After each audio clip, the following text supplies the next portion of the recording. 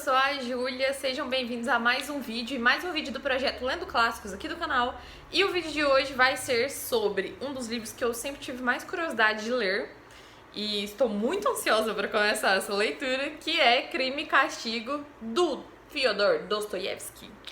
E é o seguinte, assim como os outros vídeos desse projeto, eu vou fazer um diário/vlog de leitura e para registrar as minhas impressões de leitura, a minha experiência de leitura, e porque eu quero continuar desmistificando os livros clássicos, mostrando que não são livros difíceis de ler, todo mundo pode ler e pode gostar desses livros. E eu acho que esse é um meio mais tranquilo e mais fácil de eu mostrar a realidade da experiência da leitura para vocês. E espero também, assim, inspirar vocês a ler esses livros, a ler, no caso dessa vez, Crime e Castigo. Então é isso que eu vou fazer. Vou começar a ler Crime e Castigo hoje, dia 7 de janeiro. Eu vi que vai começar hoje uma leitura conjunta da Mel, do Literatura, se ela que tá organizando essa leitura conjunta. E ela vai fazer lives ao longo da leitura e ela postou no Instagram. Eu vi, me interessei, já pretendia ler esse livro esse ano mesmo. Pensei, vai agora em leitura conjunta, que talvez eu fique um pouco mais animada. E eu espero que esse vídeo aqui ajude você a ver que não tem nada disso, que é só um livro, a gente pode pegar ele e ler do jeito que a gente acha melhor, ler na velocidade que for melhor pra gente e tirar o melhor dessa leitura. Então, espero que vocês gostem do vídeo, vão me acompanhando aí, não sei quantos dias vai durar esse vídeo e essa leitura, então vai ser isso, vou começar a ler ele e aí eu vou ver se ele tem algum tipo de divisão em partes. Se ele tiver, conforme eu for lendo essas partes, eu venho fazendo atualizações aqui. E eu não vou dar spoilers sobre a história. Eu só vou compartilhar minhas experiências de leitura, falar como que essa leitura pode ficar mais prazerosa, como pode ser mais tranquilo fazer ela e compartilhar as coisas mesmo, tá? Então fiquem tranquilos, não vai ter spoiler, espero que vocês gostem do vídeo. Se você é novo aqui no canal e chegou primeiro desse vídeo, espero que você goste do canal. Se você gostar, já se inscreva, ativa o sininho das notificações, deixa seu like nesse vídeo e comenta aí pra mim se você já leu Crime e Castigo ou se você tem vontade de ler. E o que você já leu do Dostoiévski, se você já leu algo dele. Me dê indicações, porque eu pretendo ler mais obras desse autor esse ano. Ano passado eu li Gente Pobre e o Duplo eu não gostei muito, então eu quero ler mais obras assim, mais maravilhosas dele, como eu sei que Crime e Castigo é. E é isso, bora lá pra essa leitura.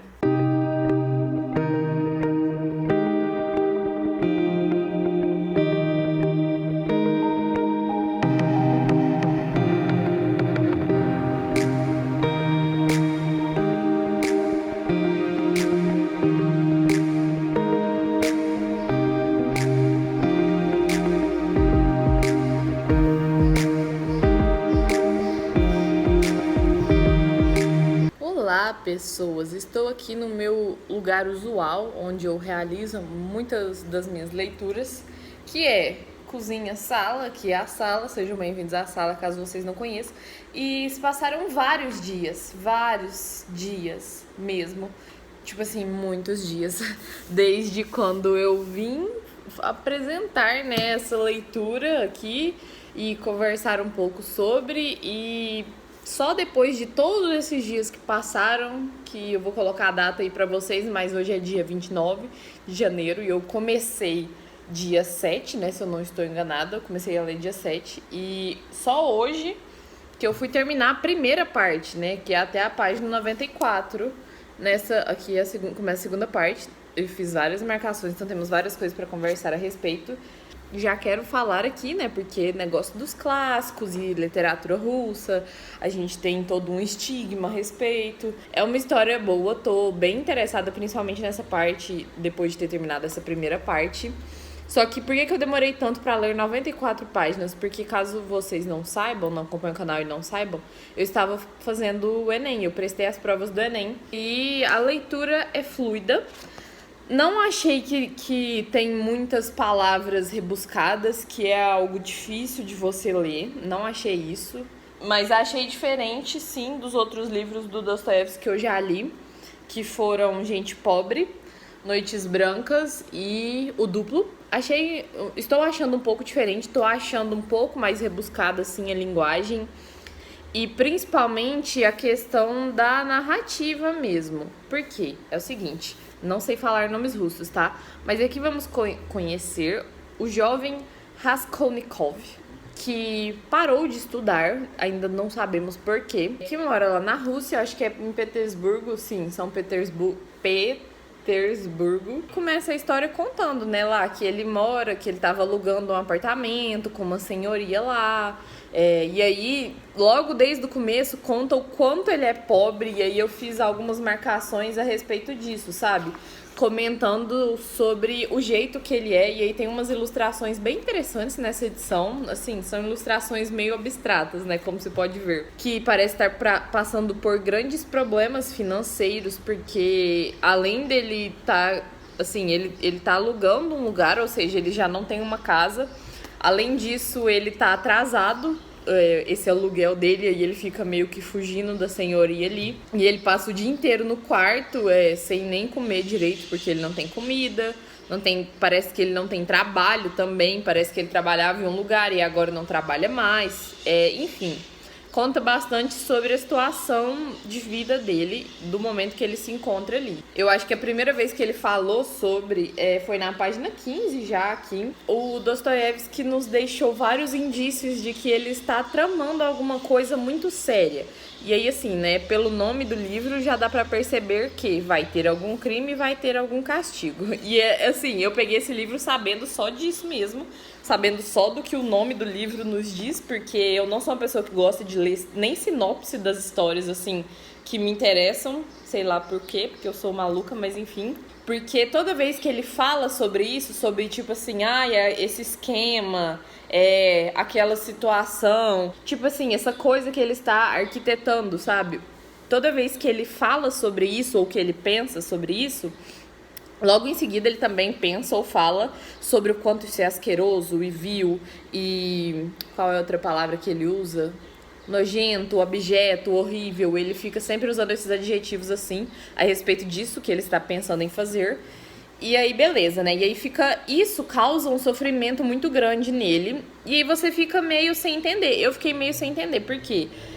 Por conta disso causar todo esse sentimento de aversão nele, só de pensar em fazer uma coisa assim, ele parece ser uma pessoa de boa índole, né? Ele parece ser um bom ser humano. Só que, o que pode ser algo tão horrível assim, que ele tem tanta aversão, mas que ao mesmo tempo é tão importante para esse momento da vida dele, que ele tá pensando em fazer essa coisa, né? E aí eu entrei em vários questionamentos a respeito disso, a respeito da consciência humana, o quanto a consciência humana, quanto faz diferença, né, nas pessoas, porque parece que tem umas pessoas que têm tanta consciência a respeito das suas ações, como ele parece demonstrar aqui. Parece que tem outras pessoas que têm tão pouca consciência, né? Que nem pensam naquilo que vão fazer e no que aquilo pode decorrer, e o que pode decorrer daquilo. Mas enfim, já estou me prolongando aqui muito e não estou falando o que acontece. Mas eu não pretendo dar spoilers aqui. Isso é para ser um diário de leitura, mas pra gente conversar sobre o que acontece, mas eu não quero dar spoilers, tá? Vou tentar não dar spoilers mesmo. Então, essa primeira parte é isso. Você conhece bastante esse personagem, os pensamentos dele, os valores também dele. A gente também conhece a mãe dele e a irmã por meio de uma carta apenas que eles trocam.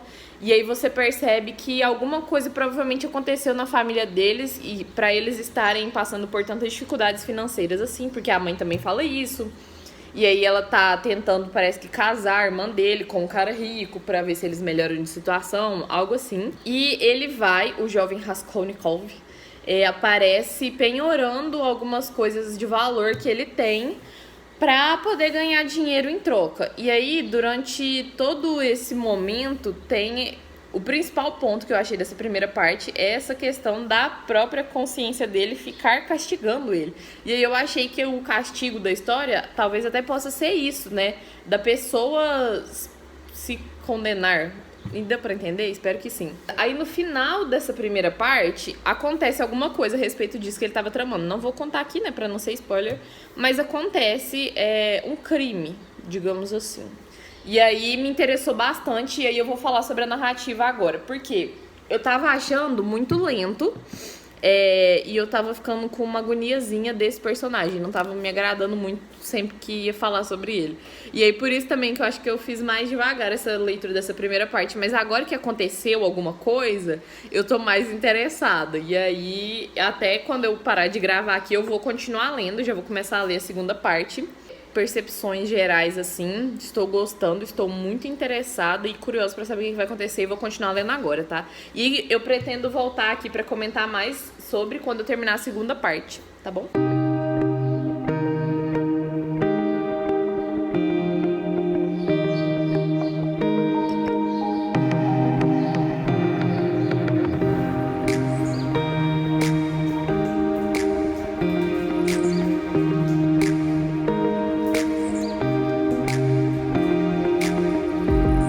Oi, gente, hoje é terça-feira, dia 2 de fevereiro, está à noite, por isso talvez a luz não esteja muito boa. Mas então, eu terminei de ler a segunda parte, cheguei aqui na terceira parte de Crime e Castigo, que na minha edição começa na página 203.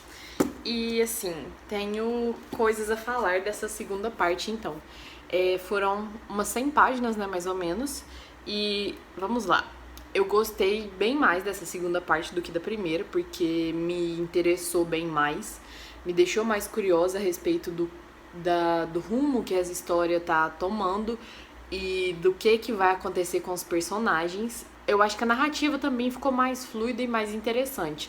Talvez porque na primeira parte estava mais uma questão de apresentar alguns personagens e... Então, como eu disse, a primeira parte terminou com um crime acontecendo, um crime sério. E aí essa segunda parte começou contando sobre o personagem, né, que cometeu esse crime. E aí essa parte foi basicamente toda falando sobre o que esse acontecimento desse crime gerou na vida do personagem que cometeu esse crime. Tá dando pra entender? Eu tô tentando falar de um jeito que não vou dar spoilers aqui. Então, esse personagem ficou muito abalado e eu diria que esse acontecimento do crime repercutiu de uma forma muito inesperada nele. Talvez pela aquela questão da consciência que eu acho que eu já falei anteriormente, né? Que isso me deixou meio confusa, porque ele parece ser uma pessoa que tem muita consciência das ações dele e parece ser uma pessoa boa. Tanto que quando você tá lendo, a maioria das partes que você tá lendo os pensamentos desse personagem e até algumas falas dele, eu, Júlia, fiquei meio confusa porque parece que eu tava torcendo pra ele, mesmo sabendo que ele tinha cometido alguma coisa horrível, sabe? Por conta dos pensamentos dele, porque ele fica se culpando muito por aquilo que ele fez e parece que ele quer ser culpado daquilo, ele fica querendo se entregar, fica querendo a todo custo ser culpado, ser castigado e incriminado por aquilo que ele fez. E também ele não quer aceitar a ajuda das pessoas de jeito nenhum. Então é algo muito confuso. E teve uma parte que eu marquei aqui que foi mais confusa ainda. E aí logo no comecinho da segunda parte teve um acontecimento que eu até fiz umas anotações aqui do lado. Porque assim, me deixou bem confusa a respeito da mentalidade, talvez da sanidade até desse personagem. Porque ele fez lá o negócio e aí... ele ganhou algo com aquilo e ele quis se desfazer daquilo que ele ganhou, sabe? Deu pra entender? Você que já leu, você vai saber do que eu tô falando. E aí eu fiquei meio confusa de tipo assim, por que você cometeu esse crime tão horrendo então, cara? Tipo, qual foi a lógica? Se você não vai ganhar nada com isso, sabe? E aí eu não sei se isso tudo foi uma questão dele ter se arrependido demais daquilo que ele cometeu ou o que aconteceu. Mas então, foi basicamente isso que aconteceu nessa segunda parte. Ele ficar se culpando e as pessoas ao redor tentando ajudar ele e ele não querendo ajuda e ele querendo se entregar, mas aí sempre acontece um empecilho e ele não se entrega à polícia nem nada, sabe? E aí outra coisa também que eu esqueci de comentar na primeira atualização aqui e que também continuou acontecendo nessa segunda é da semelhança desse livro com a vida do Dostoiévski, de todos os traços autobiográficos que tem aqui. E isso por que eu tô dizendo? Porque estão nas notas, não porque eu conheço, tá? E inclusive eu tô com muita vontade de começar a ler a biografia dele, aquela que é dividida em tipo uns 10 livros assim, a completa mesmo. Para entender melhor sobre a vida dele e sobre essa característica dele fazer essas obras meio autobiográficas, sabe? Porque nas notas aqui eu tô marcando de laranja, não sei se vai dar pra ver, as partes que falam, tipo assim, da relação da obra com a vida dele, sabe? Não sei, tá me fazendo pensar bastante, questionar muito aquela questão de o ser humano, se ele nasce mal ou se é o meio que faz ele virar uma pessoa má, ou se se a pessoa pode ser uma pessoa boa e só cometer atos horríveis por conta das circunstâncias, sabe? Vários questionamentos, assim. Então, conversem comigo aí nos comentários, me falem o que vocês acham a respeito disso. Mas vou seguir lendo, eu quero chegar na metade hoje ainda e estou adorando por enquanto.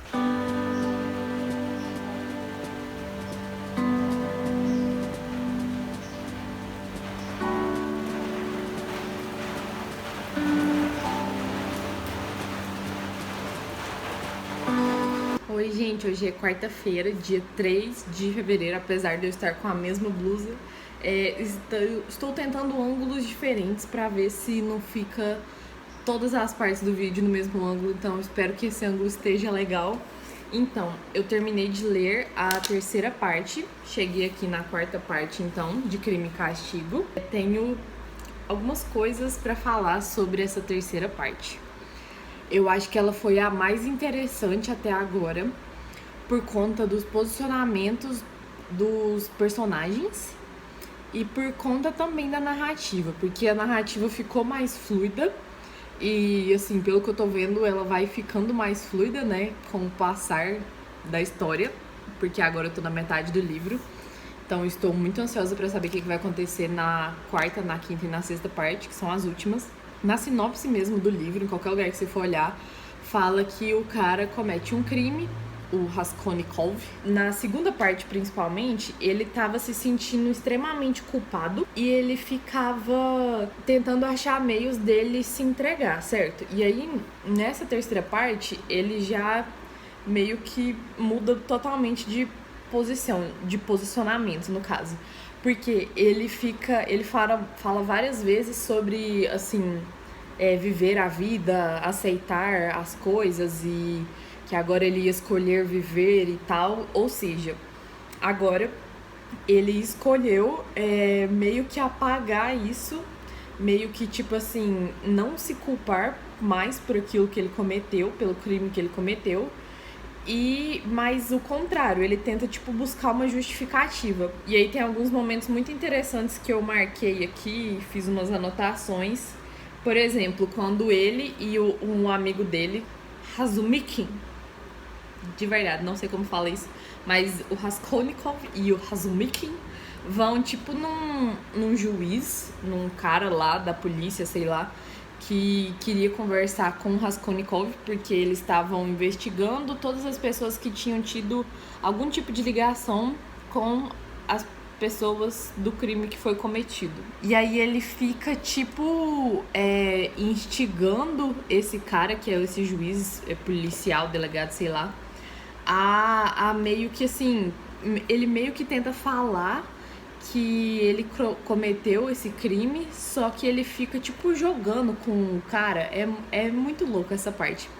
E aí ele fica, tipo, tentando se fazer de santo ao mesmo tempo e fica tentando justificar também, tipo assim, por que alguém cometeria aquele crime, sabe? Então é algo muito confuso, mas eu tô adorando muito, tipo, agora tá muito interessante e os questionamentos que tem aqui e que gera, assim, na gente, meu Deus do céu. Aí, essa foi a parte mais interessante dessa terceira parte. Eles lá nesse lugar, né, conversando. Esse tanto de homem lá conversando sobre o crime e sobre, tipo, por que uma pessoa faria isso e tal. E aí, esse cara lá, que é esse juiz, sei lá o quê, que se chama Porfiri, algo assim também, ele cita um artigo que o Raskolnikov publicou quando ele estava na faculdade, no caso, parece que ele fazia faculdade de Direito, falando sobre o direito das pessoas de cometer crimes. Basicamente isso.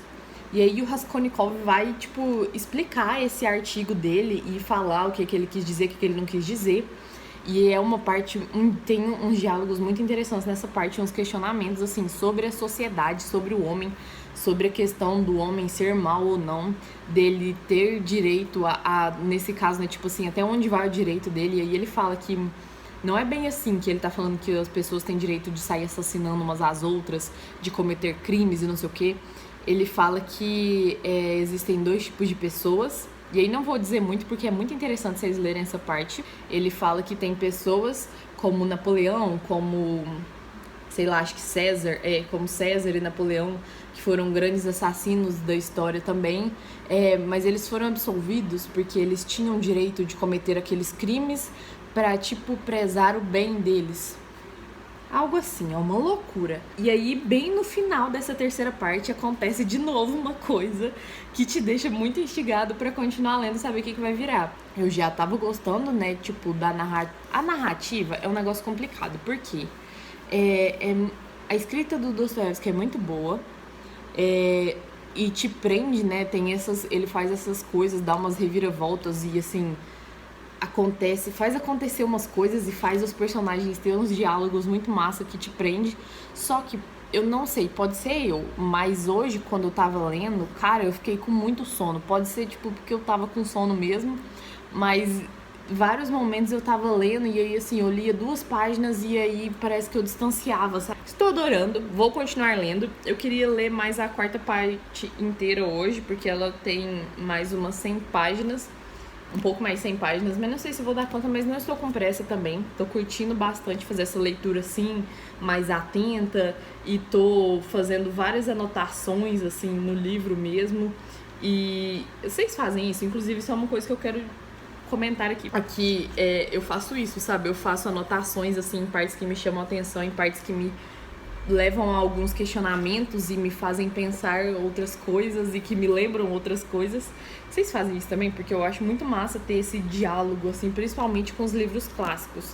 Porque acho que prende mais a nossa atenção, desperta mais o nosso interesse também, faz a gente ficar mais ligado, mais conectado com essa história. E aí, por enquanto é isso. Então, quando eu terminar de ler a 4ª parte, eu volto aqui pra conversar mais um pouco e tagarelar mais, porque eu já tô tagarelando bastante, né?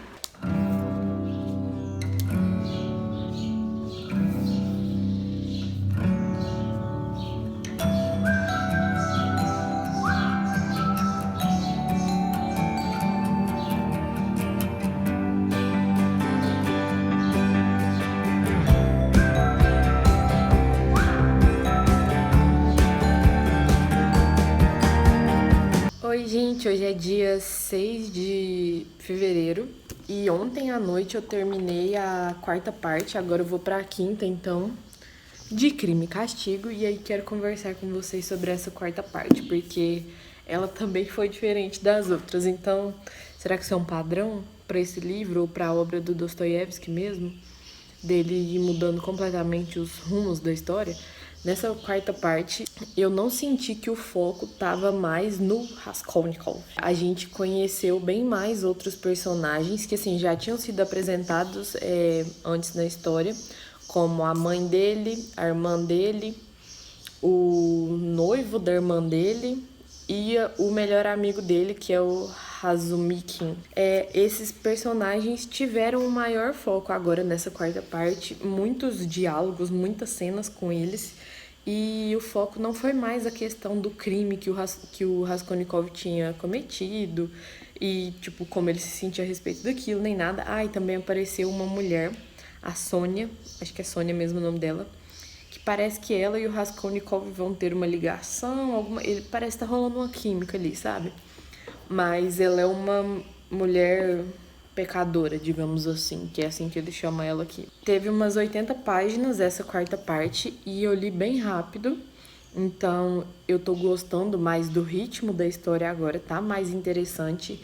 E assim, aconteceram algumas coisas que eu não vou contar pra não ser spoiler, mas aquela pessoa que tinha aparecido, que aparentemente sabia sobre o que tinha sido crime, quem tinha cometido e tal, ela apareceu mais aqui e me deu muita raiva. Nossa, gente, dá um ranço. E aí tá ficando muito confuso também a questão de por que o Raskolnikov cometeu esse crime e o que ele pretendia com isso. E isso tá me deixando bem confusa. Porque parece que ele não queria ganhar nada com isso, mas aí outra hora parece que ele queria. E aí teve aquela questão, né, dele ficar se tentando explicar por que seria justo alguém cometer um crime assim, sei lá. E aí continua essa questão dos questionamentos, mas nessa quarta parte eu diria que foi mais uma parte de ação, assim. Porque várias pequenas tretas acontecem. E teve uma cena que, gente, foi muito boa. Eu fiquei rindo, assim, à toa. Que foi acho que um almoço, sei lá. Nem aconteceu o almoço. Mas entre a família do Raskolnikov, então tava ele, a mãe dele, a irmã dele, o noivo da irmã dele e o amigo dele, né? O melhor amigo dele. E aí começou tipo aquela, sabe aquele jantar de família que sai mó treta? E aí, tipo assim, essa parte foi muito boa. E depois disso também teve outra treta no sentido dele meio que querer desaparecer. E aí eu fiquei sem entender o que estava acontecendo. Então, se você entendeu, me fala aí. E assim, basicamente foi treta. Tretas, várias tretas, mas nada se resolveu, as coisas só continuam se desenvolvendo. E aí eu tô ficando muito curiosa porque agora faltam só 2 partes, a quinta e a sexta parte, e eu não tô entendendo aonde que isso vai dar. E aparentemente até agora o castigo da história é só um castigo psicológico mesmo. E inclusive teve vários diálogos sobre essa questão psicológica que o que eu achei muito interessante, porque gente, esse livro foi escrito em 1800 e alguma coisa. E o tanto que a questão do psicológico é tratada aqui, eu tô achando isso muito massa mesmo, porque se até hoje existe estigmas com questões, problemas psicológicos, doenças mentais e etc., tanto que foi o tema da redação do Enem esse ano foi esse, imagina nessa época. E aí isso não era algo comentado, não era nem algo muito aceito. O quanto isso é discutido aqui, eu tô achando muito interessante, mesmo que não seja de uma forma muito saudável, digamos assim, né?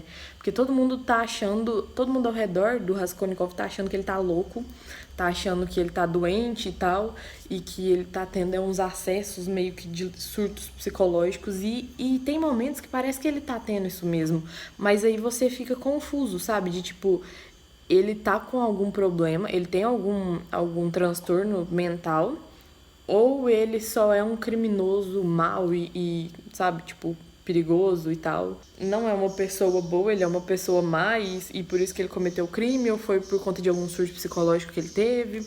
E aí tô achando muito interessante essa questão. E eu vou continuar lendo agora, então eu volto quando eu terminar a quinta parte, mas me falem nos comentários se você está gostando desse vlog, desse diário de leitura. E se você está lendo ou já leu Crime e Castigo, me fala o que você acha dessa questão psicológica. Porque foi muito tratado aqui, inclusive teve uma parte que o Raskolnikov tava com o Porfiri Petrovich, um negócio assim, que é tipo um delegado de polícia. E eles estavam conversando sobre isso, mano. E foi um diálogo muito massa, porque esse Porfiri falou umas coisas assim que ele mexe com o psicológico dos criminosos, das pessoas que ele pretende prender e tal. E assim, achei muito massa.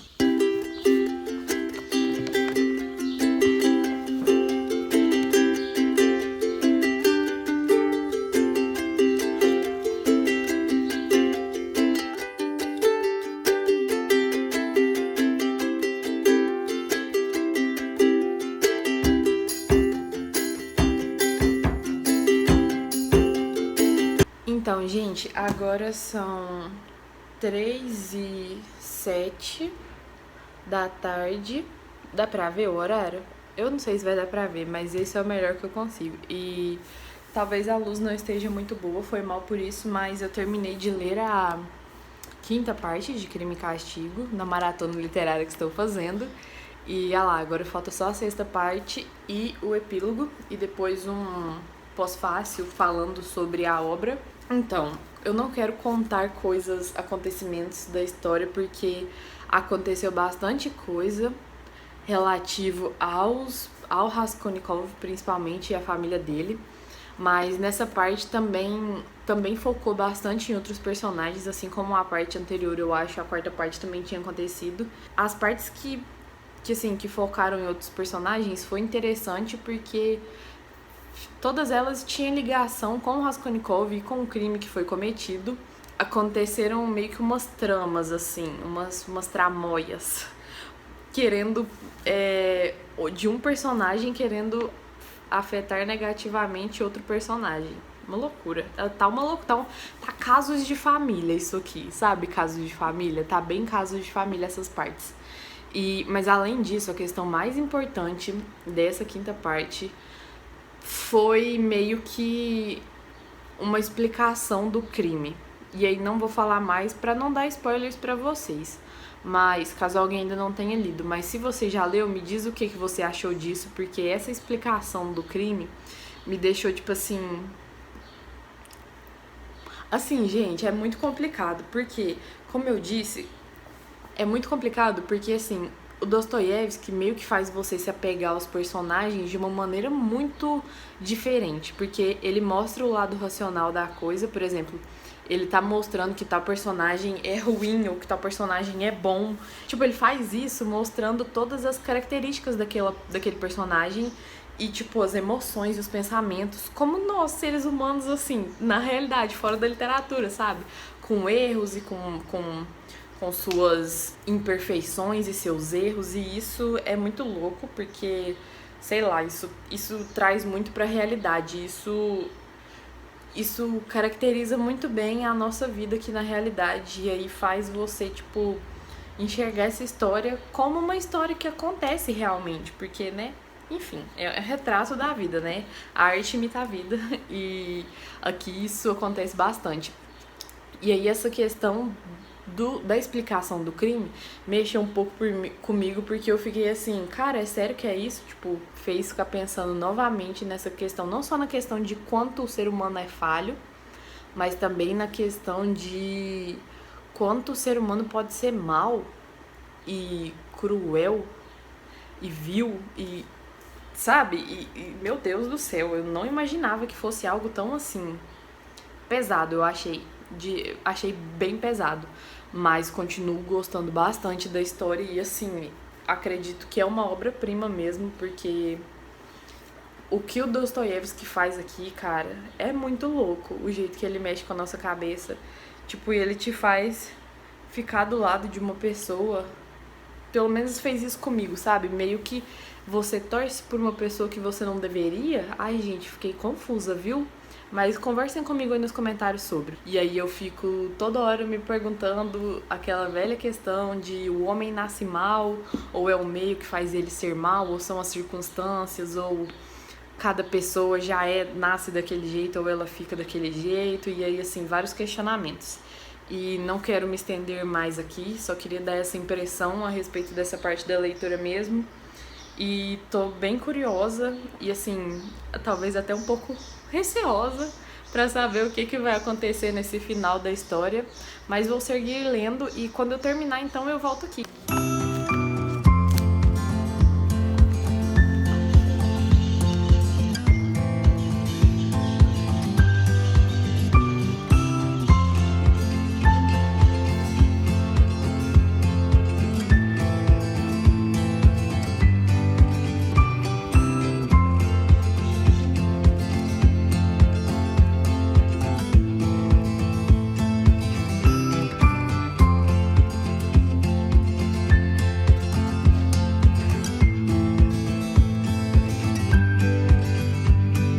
Então, gente, eu terminei de ler Crime e Castigo, esse livrinho aqui, na verdade, um super livrão, né? E eu terminei de ler ele na madrugada de sábado pra domingo, ou seja, dia 6 ali de fevereiro, e hoje é dia 11. E aí, por que eu demorei tanto pra vir falar sobre a sexta e última parte, mais o epílogo, mais o pós-fácil, no caso, o final desse livro, e sobre, tipo, dar um panorama geral da obra? Porque eu estava digerindo essa história. É um super clássico e, meu Deus, tem um baita motivo pra continuar sendo um clássico, provavelmente enquanto a humanidade existir, porque aqui o Dostoiévski vai tratar dos horrores da vida humana, né, dos sofrimentos da alma humana, e de coisas que provavelmente existem desde quando os homens existem e até quando eles existirem, que é o crime, no caso, e o castigo da história, que é o título do livro, no caso. Mas por que eu tô falando isso? Gente, nessa sexta parte aconteceu muita coisa. E aí, assim, eu não vou ficar comentando sobre as coisas que aconteceram, porque vocês precisam ler esse livro. E se você chegou até aqui nesse diário de leitura, eu acredito que você tenha se interessado e você ficou com vontade de ler Crime e Castigo. Então, assim, só leia. E eu não vou falar o que acontece aqui, porque além de ser um clássico, esse aqui é um baita de um suspense. E assim, é um suspense às antigas, não é um suspense policial, mas tem, como que chama o cara? Tem um investigador criminal aqui na história, e aí tem os meio que fugitivos e assim, culpados, né, os criminosos no caso da história. Então é um suspense, quase seria um suspense policial, vai, só que assim, como é um clássico por conta de outras questões, não vou ficar falando sobre essa questão de ser um suspense, mas sim sobre a questão de ser um clássico.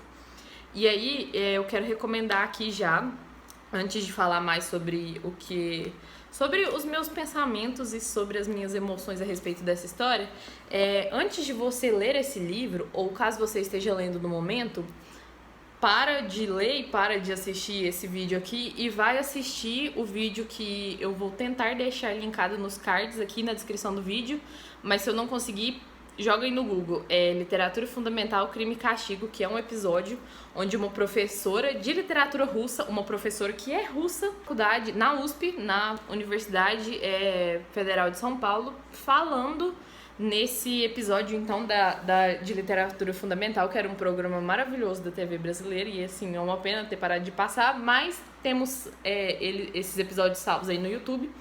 E aí, o episódio de Crime e Castigo foi um dos melhores que eu assisti até agora, e eu só assisti ele quando eu concluí a leitura, mas porque eu me esqueci, eu tava esquecendo desse episódio, ainda bem que eu lembrei, e aí eu assisti logo depois de ter terminado a leitura. Mas eu recomendo você assistir antes de você começar a leitura ou enquanto você estiver fazendo a leitura, porque eles também não dão spoilers lá sobre a história, mas ela dá um panorama maravilhoso e ela te dá meio que, assim, ela abre os seus olhos pra você ler de uma maneira diferente. E aí ela fala umas coisas que, meu Deus do céu, eu podia ficar aqui só repetindo o que ela falou, mas, né, não vou roubar a fala dela. Nessa última parte, a história me pegou de um jeito, assim, que não tinha pegado, um jeito diferente, digamos assim, porque muitas coisas aconteceram e aí você fica o tempo inteiro muito curioso pra saber o que aquilo ali vai dar e, assim, por que tá acontecendo tanta coisa no final do livro, sabe? E onde que isso vai dar e o que vai acontecer e qual vai ser o final dos personagens e, assim, não só do Raskolnikov, mas também da Sônia e dos outros personagens que aparecem que eu nem me lembro, na verdade, porque, meu Deus do céu,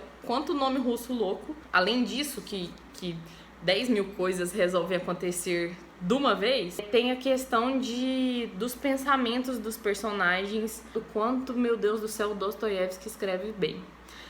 Uma coisa que a professora fala nesse episódio lá de Literatura Fundamental e que faz completo sentido enquanto você está lendo o livro é sobre a polifonia dessa história, que é a questão de ter várias vozes. Assim, cada personagem meio que tem várias vozes, tanto na cabeça deles, quando você tá lendo os pensamentos deles, principalmente o Raskolnikov, porque eu tava vendo também esse nome dele, e aí é uma coisa muito interessante.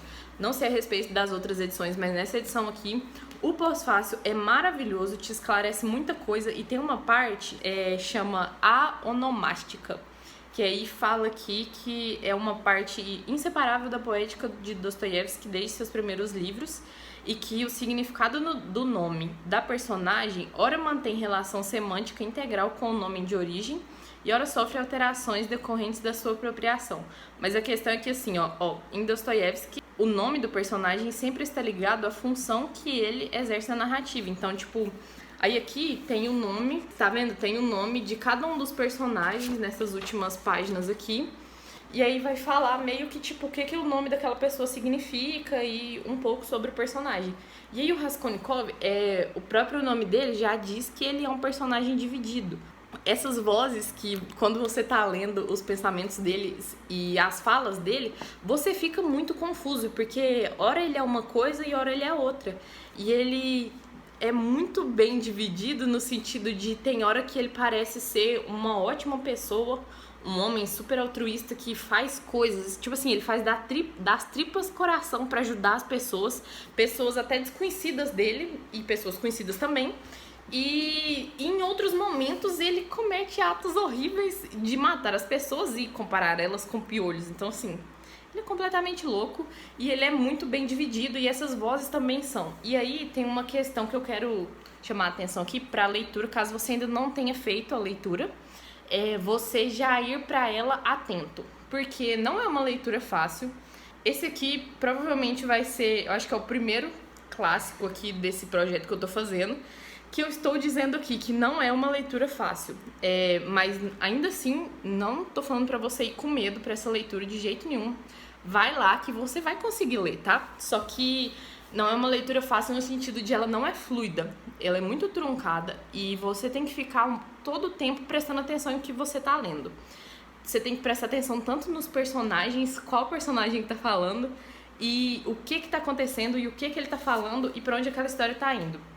Por conta também dessa questão da polifonia, porque são tantas vozes o tempo inteiro que você fica meio perdido às vezes e fica meio sem entender, e aí tem que ser uma leitura mais atenta. E aí, gente, às vezes me perguntam, isso aqui que eu faço, essas marcações, são post-its, essas flags assim, ó, essas flagzinhas assim, e aí geralmente é onde eu rabisco o livro, grifo partes importantes e tal, e escrevo alguma coisa. E aí, isso é algo que eu recomendo muito vocês fazerem na leitura de todos os clássicos e principalmente desse aqui até agora. Porque vai te ajudar muito porque você fica fazendo essas marcações e assim, escrever mesmo. Escreve o que você tá pensando, o que você entendeu daquela passagem, o que você acha que aquilo lá significa. Isso vai te ajudar a ficar mais atento na leitura e aproveitar melhor essa obra. E, meu Deus do céu, é um livro que, assim... Agora eu vou tentar ir para as considerações finais, porque se deixar eu acho que eu sou capaz de ficar 1 hora aqui falando sobre esse livro e vai lotar a memória do meu celular e ninguém vai assistir o vídeo. Então vamos tentar ir para as considerações finais. Assim que eu terminei a leitura, eu fiquei bem confusa e eu fiquei tentando entender o que eu tinha sentido a respeito dessa leitura. E aí quando eu fui adicionar lá no meu Scooby, tipo, colocar que eu tinha lido ele, eu coloquei 4,5 estrelas lá, porque, tipo assim, lá no Scooby tem as estrelinhas e aí quando você coloca, por exemplo, 4,5 estrelas, aí aparece lá, acho que muito bom, que você achou a leitura muito boa. E eu tinha achado a leitura muito boa por conta de tudo que acontece, de todos os pensamentos e os questionamentos que ela me gerou. Só que agora, depois de ter dado uma digerida, assim, de ter pesquisado sobre, que nem eu falei, eu assisti esse episódio lá da professora e eu pesquisei outras coisas também a respeito desse livro, mas isso foi o único material de apoio que eu usei e eu acho que foi super válido, não achei que faltou coisa pra eu entender a história, até porque, assim, gente, nem é uma história, assim, de você, tipo, meu Deus... O que isso quis dizer? Não, gente, tá falando sobre tormentos da alma humana e principalmente sobre os tormentos que uma pessoa criminosa sofre, que depois dela cometer um crime, ela fica totalmente isolada da sociedade em vários sentidos, até dentro da própria cabeça dela. Mas, enfim, isso aí vocês vão descobrir lendo o livro. Hoje, quando eu penso nesse livro, ele, obviamente, é um livro 5 estrelas, assim, perfeito. É uma história grandiosíssima e que eu acho que vai... perdurar aí nos restos dos nossos dias, do resto dos dias da humanidade, enquanto houver pessoas e sociedade, esse tipo de coisa vai acontecer e esse livro vai ser atual. Agora eu já acho que ele é um livro favorito da vida, e que com certeza eu vou reler ele milhares de vezes. A capacidade do Dostoiévski de, assim, falar sobre os sentimentos e as emoções das pessoas e descrever isso aqui, e principalmente essa questão do sofrimento, meu Deus.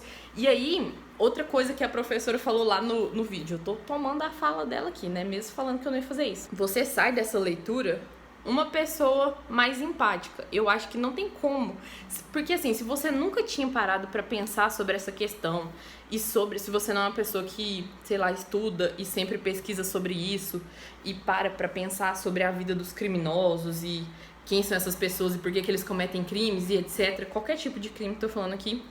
aqui você vai fazer isso, querendo ou não, porque vai estar lá jogado na sua cara e de todos os ângulos possíveis, sabe? Não é só um ângulo de tipo assim, essa pessoa é culpada e pronto, e vamos condenar ela e ela vai ser presa, não sei o quê. Não, tipo, tem todos os ângulos aqui, sabe? São vários pontos de vista. E isso te faz pensar a respeito.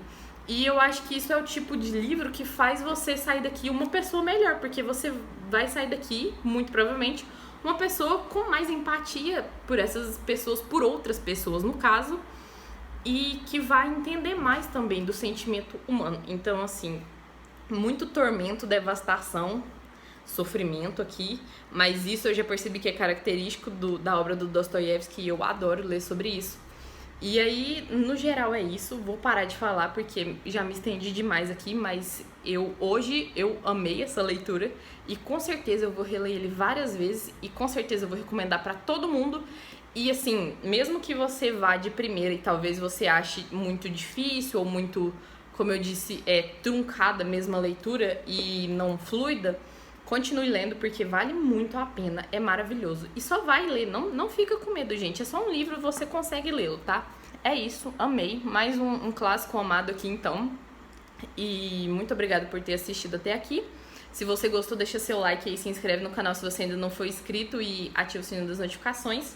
E comenta aí pra mim se você já leu Crime e Castigo ou se você quer ler. E aí eu já vou falar aqui rapidinho sobre o próximo livro desse projeto, porque já está escolhido. É agora em 2021, eu pretendo ler um clássico por mês. Esse aqui então era o de janeiro, que eu terminei em fevereiro, mas tudo certo.